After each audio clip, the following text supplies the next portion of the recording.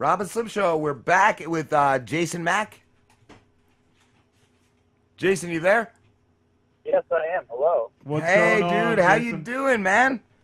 Good. How you guys doing? We're doing all right. We're doing all right. We're rocking. You are a comedian? Play rock and roll music. Yeah, yeah. On our like breaks, Slim plays the Pandora.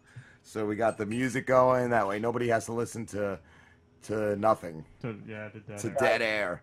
Or me and Slambo just talked about like Black Lives Matter. Yeah, they go into some different areas when we're on break. So we don't want people to hear that shit a lot of times. There's Yeah. Jason, you're a comedian and you're a writer and a producer?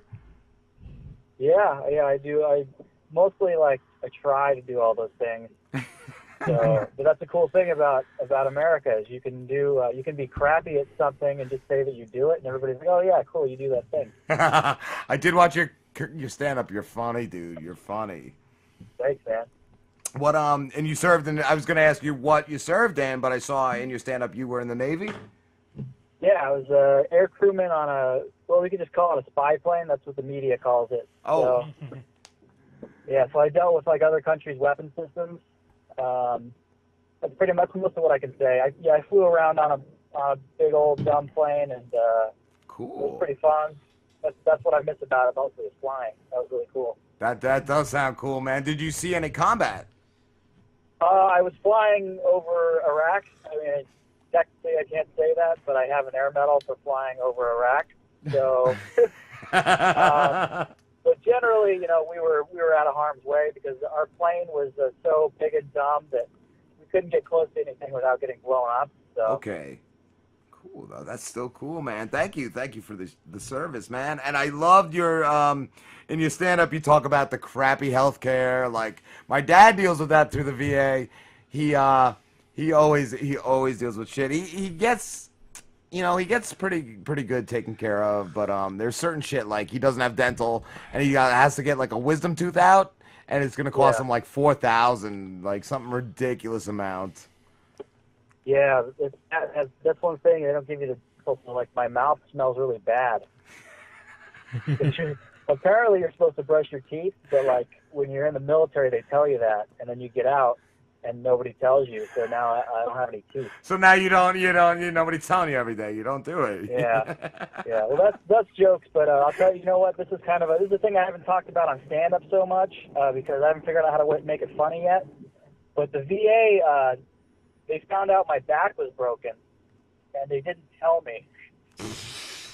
So I found out years later that there's this period of time when I kept going in and seeing doctors, and I was in a lot of pain. And they took X-rays, and they told me they were normal. And then I saw a new doctor earlier this year, and she said, "When was your back broken?" And I said, "What?" Because they forgot to tell me. Wow, that's like our buddy Matt. He used to do artillery in Afghanistan, Dude, and he needs a surgery, and they told him they're not going to approve it, but he needs to lose weight. Dude, that is abysmal, dude. Like, Yeah. Yeah, he probably got fat because it was all messed from the lack of health. Jason, I keep hearing like a thud. Is it your connection? Oh, I don't know. I might have driven to kind of a weak area. But, Okay. I'm in a car, so that could be it. That On could my be way to a gig, but I think now that I think of it, it might be the area I was just in. Okay. How long have you been doing stand-up for? What's that? How long have you been performing? About 6.5 years. Nice, dude. Yeah, so like in the stand-up world, that means like I'm 3 years from being like kind of funny. Hopefully. And I see you do your own like comedy show. The Real Live Comedian Showcase. Yeah. How often do you do that? That's a monthly show that's it's been running for 4.5 years in San Francisco, and we just had our year anniversary in Sacramento. Cool. So to celebrate our year anniversary in Sacramento, the venue told us we can't do the show there anymore. So, wow. So we're moving to a new venue next month, but it happens. It's a matter of it's mostly a music venue, and you know, they want hot crowds from the start, and we just kind of started picking up, and it was the ownership, you know, decision or whatever. But the show's been, you know, a hot show, especially the San Francisco one. We're going to move into a bigger theater starting in November. Cool. So, Nice, yeah. dude. What's the craziest thing you've ever seen at a comedy show? You know what? Okay. Oh, I shouldn't talk about this. I got kicked out of an open mic recently for, I guess, because I was talking about subject matter that, like, one of the owners found objectionable. He physically tried to throw me out of the venue in the middle of my set. What? Wow, dude. Yeah, and I've never seen that before, and it's such a funny thing because, like, I'm not like I don't want to pick or like say I'm not like a PC guy, but then most people who say they're not PC are just racist. So, so like the guy who went up before me was calling the audience. I can say this is the internet, right? I can say swear words. Yes, yes. Yeah. So the guy who went up before me was calling the audience retards and faggots and stuff. And then, but it wasn't funny. Was the audience retards and faggots? Like the audience was just not laughing, and it was just uncomfortable, and it wasn't funny. And he, when they didn't laugh, he would double down on it and be like, "What? It's not funny to you because you're a bunch of retards." So there was nothing. Like I don't think he shouldn't be allowed to say it. Yeah. But I say as a comic, you need to be trying to make that funny. You're just making everybody hate you. So I went up after, and I basically did him, and was telling the audience, "Hey, you faggots, why aren't you laughing at me? You fucking retarded," and just doing his whole terrible thing. Yeah. I'm destroying, I'm killing, like annihilating. Then I go into some new material because it's an open mic. Yeah. And this is where you guys might lose me here, or I might lose you guys. I'm trying to work out this bit about being a kid who looked at kiddie porn, because when you're a kid, you want to look at children, you know, people who are your age, you know. You don't want to see like older women with like bushes and stuff, you know. You want to see like, you know, whatever. So when you do that when you're a kid, you're really just looking at child porn. As a kid, it's okay. Yeah. Yeah. And like morally, I don't think there's anything wrong with it. That's kind of what I'm saying. Like, and the essence of the bit is that I don't, you know, as a kid, I didn't know that there was this whole world. Like, I didn't know that I was like, you go on to like you were a criminal. Yeah, it's an innocent kid. You're like trading pictures.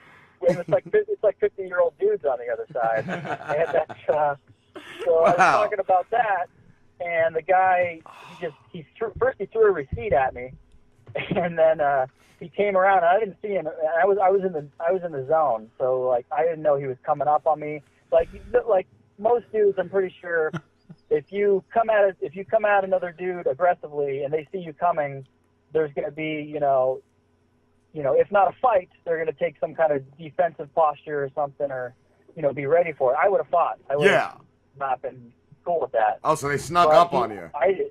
What's that? They snuck up on you?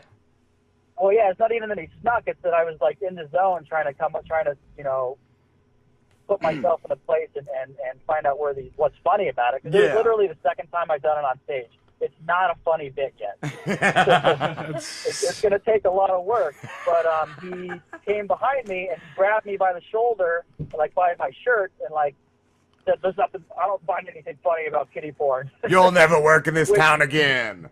Yeah, which led me to believe that he takes his kiddie porn very seriously. That's a problem. I think he needs to be watched. Yeah, often the guys the guys taking offense. Then, like, they got I'm in the middle of the room. And like I realized what happened because he like gave up because I like, you know, stiffened up and I was gonna get thrown, like physically manhandled. Yeah. And I'm just in the middle of the room and I look at the crowd and everybody's just like shocked. And you know, I've been kicked out by the owner, so I'm just like, Well, hey, thank you guys. I'm Jason Mack. The fucking owner was probably like, this fucking guy's on to me. My fucking dungeon. What I want to know is why did he just cut your mic? Right? I don't know if he knew how. I don't know if he was the guy. Yeah. He's old school. And the guy who, honestly, the guy who runs the mic is cool, and I didn't want to ruin it for all the other comics. So it's probably best that I didn't see a guy coming to try to manhandle me. You should have just kept going in the parking lot, like finish the bit. Like. As they drag you out. Yeah, well, most of the people like stayed in the place. Like people started kind of trickling out to tell me how fucked up it was, and yeah, that's I've a crazy had night. especially girls who were there afterward tell me I was a gentleman about it. And what I'm worried about is that after this, I know there is a small portion of the local comedy community that heard and talked about what happened, and now I'm the child porn guy. Yeah, you can't hire this guy. Yeah. Fuck, man, that's crazy. Still a really taboo subject. Because you love kitty porn. Fuck, man. It's to the point where if you even say like a word like rape, all of a sudden you're an advocate of rape. Like, we had it last week. We were talking about, we brought up prison rape as a joke, and yeah, the guest, he did not. He came at us, you're advocating rape? Like, no, dude. Why? No. And there was another time, I can't give too much details, where we had somebody on, and she was saying something, and I was like, oh, that piece of shit. I was like, oh, were you raped? Like, all seriously? Yeah, that sounded like what she was getting at. And then, like, after that, we were attacked by, like, 10 people on Twitter where they're saying, everybody block Robin Slim. They're advocating all they rape. talk about, they hate women, and all they talk about is rape. Oh man, and that's only like half true, right? Yeah. Right, I know. It's only half true. It's only half the week that I advocated. I love it when women make me sandwiches. Yeah. I don't know, yeah.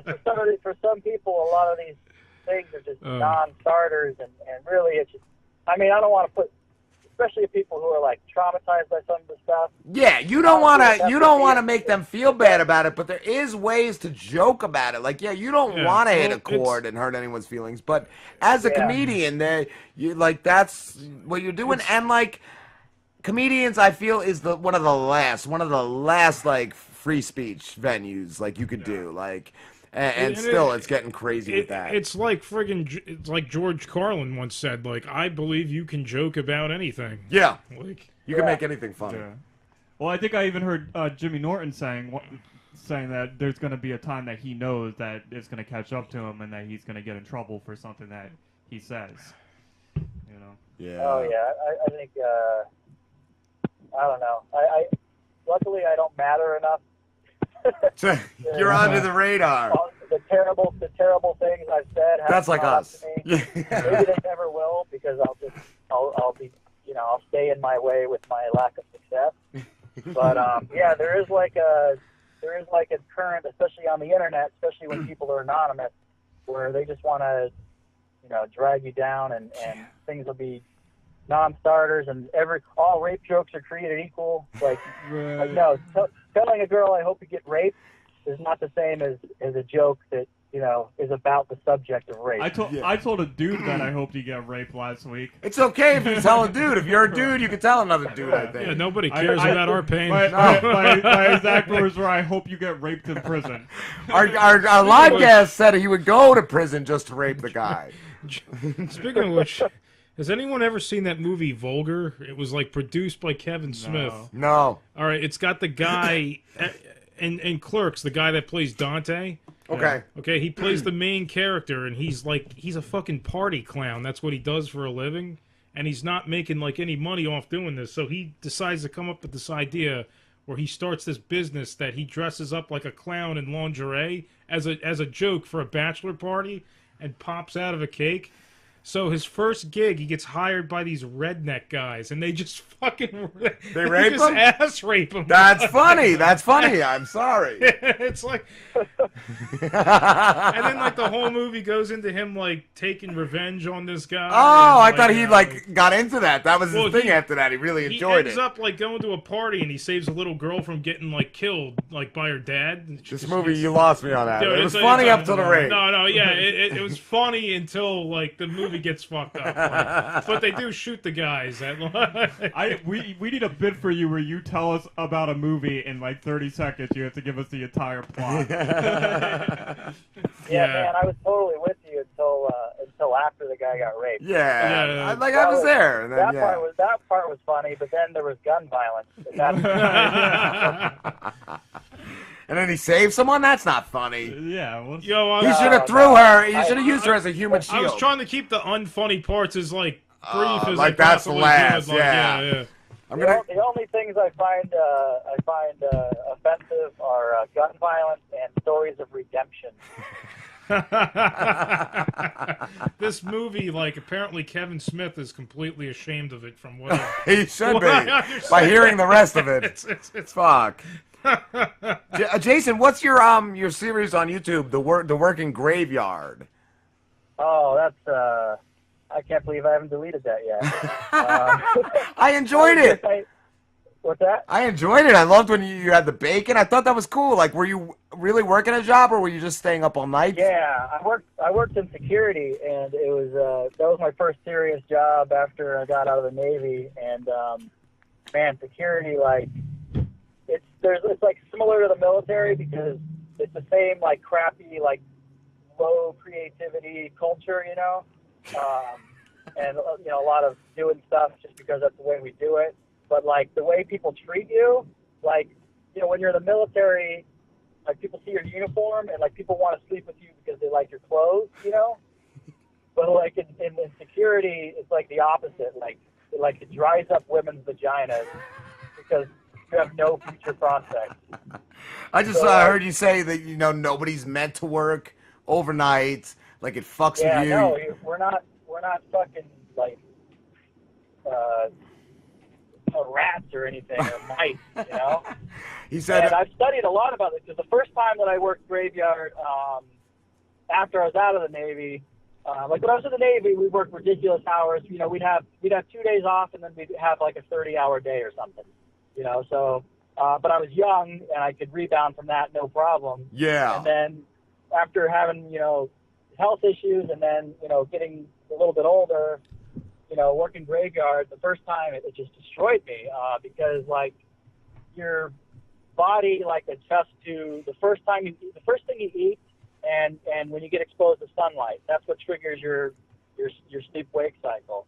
So I'd work graveyard and then I'd be driving home from Oakland to San Francisco over the Bay Bridge and the sun would be coming up and like I'm supposed to be going to sleep in half an hour and then the sun comes up right in my eyes and my body is like, we've been up all night, and now it's time to wake up. Yeah. So you lose it.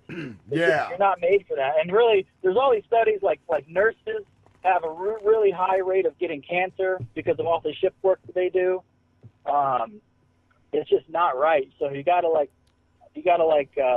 when I did the videos, I was a little bit better off than it before because I did a light therapy box. I wore orange tinted glasses in the morning to keep blue light rays out of my eyes. Okay, I saw the light, the UV light you had. Yeah, that was a big help. But it still like messes with you, and you get paranoid, and you want to eat, fast food and sweets all the time. And I'm not a sweets guy. Yeah, I worked overnights, and I used to work overnights, and I would kill a box of Twinkies in like sounds an like hour. some of your problems. Yeah. Like it definitely does. Like it's true. In the past, but the eating habits, like it really. Eating habits get really shitty. And I don't like Twinkies, and I work graveyard, and like I'm craving them all night, like a pregnant lady. Yeah, man, it really does. Or a box of those like mini Entenmann's cookies. I'd eat them in like an hour and a half. Like that's disgusting. Yeah, I saw one time I relieved this dude, and this guy was like he was a mess. Like he had like Doritos all over the floor, and he like stepped on the crumbs, so like the floor was like covered in like grated like Dorito crumbs. No. It just looked disgusting. And I came on and like I was just so grossed out by it. So then later that night for lunch, I'm at the gas station and I bought Doritos. I was just saying, I'd be like, that's all I would be thinking about. I'd be like, fuck, I want Doritos. Yeah. I was like, so consciously I was like, that's disgusting. I want to throw up. But subconsciously, I was like, Doritos. Yup, that's the sales pitch right there. Yeah. That's like sounds like a great commercial. For Right? Doritos. Yeah. I was gonna say just start dipping your finger in the crumbs and licking them. Like. Yeah. Just show the guy, ugh, disgusting. As he licks his finger. Oh man. All right, Jason, we're gonna wrap this up, dude. But where can everybody find you? Well, you know what? If you're in, where are you? If you're in Sacramento tonight, you guys got a lot of people from Sacramento, right? Fuck yeah. I'm at the Punchline in Sacramento. But you know what? Look up real life comedians, and I'll be one show in Sacramento, one show in San Francisco every month. And go to thejasonmack.com. I'll have all my dates on there. Awesome, dude. Cool, thank you, man. Hey, thank you guys. No problem. Have a great night, dude. Have a good one. You man. too. Peace. Later, bro. Later. All right.